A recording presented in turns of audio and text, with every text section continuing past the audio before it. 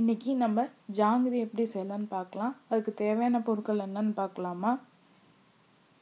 ஒரு 3 teaspoon cornflour மாவு, colour அந்த ஜாங்கிரி செய்கிறதுக்கு. அதுக்கப்புறம் 3 டம்ளர் சர்க்கரை வச்சுருக்கேன், 8 to 7 ஏலக்காய் வச்சுருக்கேன்.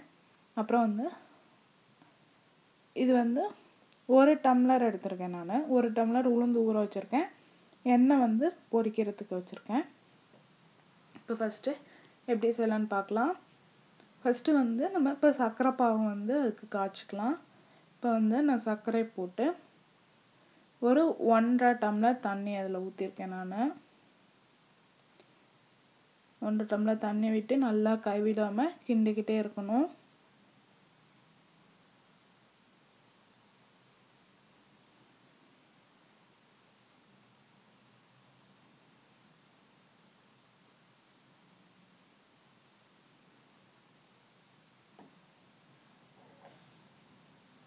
இதுக்கிடையில் நீங்கள் அந்த ஜிப் கவர் இருக்குல்ல, ஜிப் கவரில் நம்ம எண்ணெய் ஊற்றுற அந்த மெலிசாக இப்படி மூடி வரும் பாருங்கள், அந்த மூடியை அது ஓட்டை போட்டு அதில் அடியில் இப்படி சொறி வச்சிட்டிங்கன்னா அழகாக அந்த புளியறதுக்கு கொஞ்சம் நல்லாயிருக்கும்.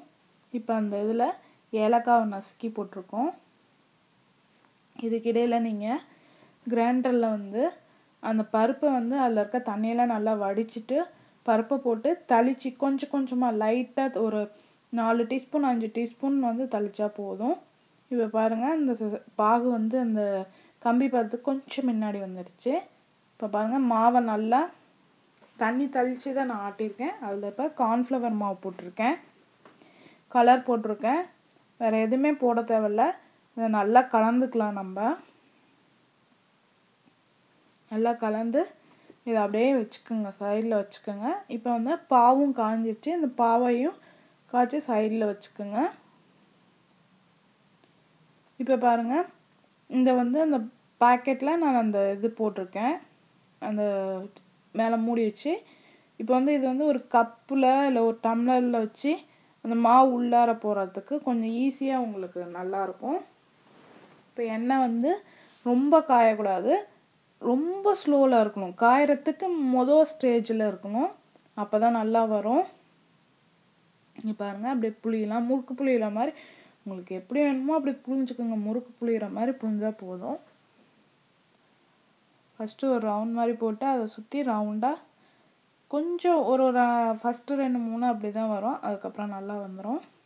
இப்போ இதை திருப்பி போட்டுக்கலாம். நம்ம இது எப்படின்னா அடுப்பு ரொம்ப ஸ்லோவில் தான் இருக்கணும். எண்ணெய் லைட்டாக தான் இது பண்ணியிருக்கணும். அது நீங்கள் புளிஞ்சாவே நல்லா தெரியும் அது. இப்போ அதை எடுத்துக்கலாம். எடுத்து அந்த சர்க்கரை பாகில் போட்டுக்கலாம்.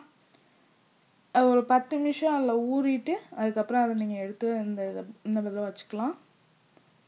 பாருங்கள், இப்போ நான் ஜாங்கிரி ரெடி ஆகிடுச்சு. நீங்கள் செஞ்சு பாருங்கள். உங்கள் கமெண்ட்ஸை போடுங்க. எங்கள் சேனலை சப்ஸ்கிரைப் பண்ணுங்கள். வீடியோ பார்த்ததுக்கு நன்றி. உங்களுக்கு பிடிச்சிருந்தா உங்கள் ஃப்ரெண்ட்ஸ்க்கு ஷேர் பண்ணுங்கள்.